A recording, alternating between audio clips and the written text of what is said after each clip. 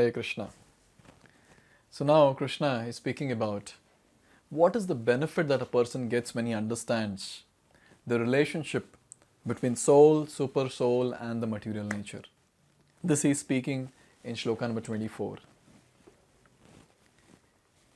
Ya evam veti purusham prakritim cha gunai saha sarvatha vartamanopi nasa bhuyo bhijayate.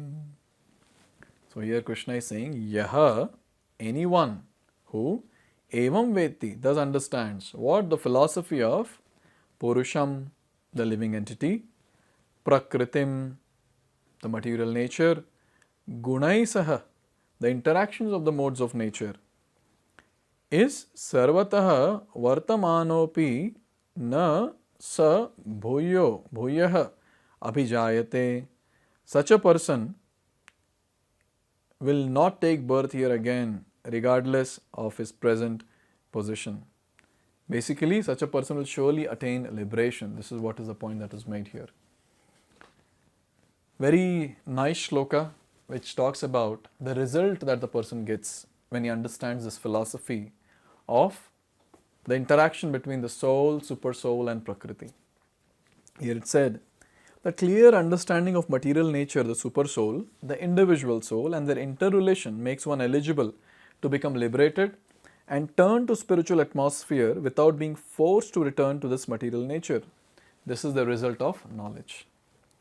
So when we understand this trio, that is soul, Jivatma, the super soul, Paramatma, and material nature, Prakriti, how they actually work, how are things manifested, then with this knowledge, automatically we understand how we are supposed to live our life, how things work in our life. And then the person becomes more and more steady in spiritual life. But obvious, when he becomes steady on the path of bhakti, Krishna pulls that person and takes him back home, back to Godhead. So how this trio works? So Jivatma, he can desire. So he desires. He desires various things. He desires various things for his happiness. And sometimes the things he desires, that gives distress also. So he desires for whatever he wants. And his desires are seen by whom? Just in the previous shloka we have seen. Paramatma, who is Anumanta and Upadrashta. Upadrashta, he is the overseer, and Anumanta, he is the sanctioner. So he sees that what is the desire of the person, and he sanctions that desire if his karma supports.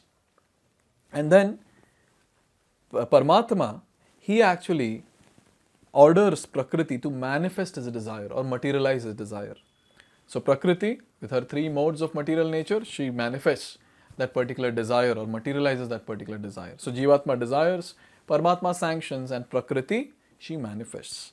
So when we understand this, then we very well know that who is working and who is there with us always. What should we desire? How should be our desire? As of now, our desires are contaminated. But then when we understand this trio, then we are very clear. My role is only to desire. Then why not I purify my desire properly? And why don't I have a pure desire to break the cycle of birth and death and go back home, back to Godhead? So this realization a person can get when he understands this wonderful trio that is there. Here it is mentioned that the purpose of knowledge is to understand distinctly that living entity has by chance fallen into this material existence. So when we are getting all this knowledge, then the first question will be this, that what happened? Why am I here? We are here by chance. Because we desired to lord it over material nature. We desired to enjoy, do sense gratification. So we are here. But once we understand that why am I here? I'm here for sense gratification. Then we start working on it. An intelligent person will start working on it. That no, I don't want to enjoy. I am a servant, so let me serve. So there is a transition that will happen from sense gratifier to the servant. So a person with a sense gratifier, now he desires to serve and finally becomes a servant or revives his relationship with Krishna as servant. And then what else remains? He does devotional service and goes back home, back to Godhead. So this knowledge becomes very, very important.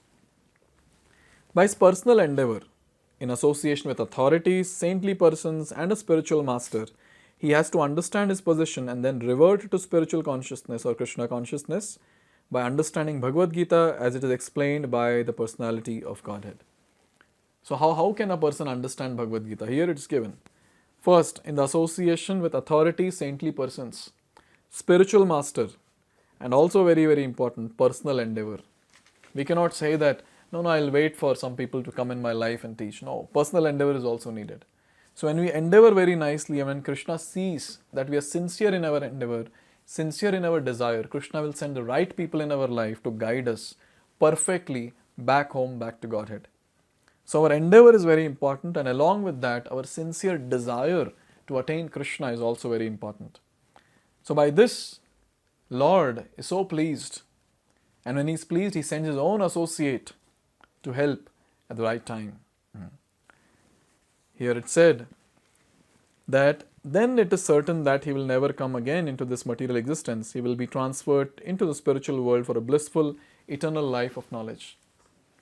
So once a person breaks the cycle of birth and death and goes back home, back to Godhead, to Goloka Vrindavan, there is no question of coming back again to this material world.